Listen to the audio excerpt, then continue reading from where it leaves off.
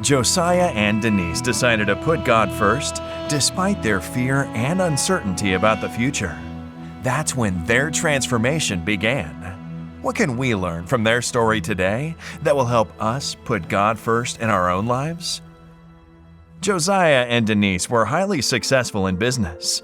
They decided to participate in God's work by investing their savings in building a Seventh-day Adventist church, and that's when things started to go wrong. Business started to drop off, leaving them with basically no options to move forward. But despite the circumstances and the risk of losing everything, the couple put God first and continued to invest in the church building. Their friends called them crazy, but they were convicted of their decision. We tend to believe that things will go well when we put God first and we will be shielded from adversity. But in reality, putting God first is acknowledging that God is molding our lives for the better through good and bad times. Understanding that it is vital to allowing the Holy Spirit to work in us and keep us faithful in times of adversity and uncertainty. Josiah and Denise often visited the construction site and spent hours there watching the people work. Even with all their fears and concerns, they would feel an inexplicable peace that reassured them that they were doing the right thing no matter the consequences.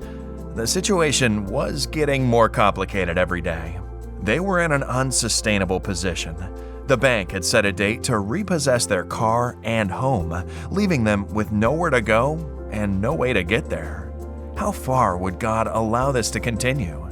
3 days before the repossessions were set to happen, God stepped in. Josiah was awarded a large contract, providing them with the resources they would need to move on. The church building is now complete, and people worship God there every week. Josiah and Denise's business is booming again, and their financial concerns are in the past. They continue to sponsor and support other projects as God leads. Ellen White wrote about this. What if some become poor in investing their means in the work?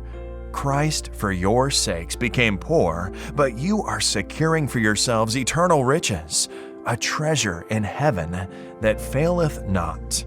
Your means is far safer there than if deposited in the bank or invested in houses and lands.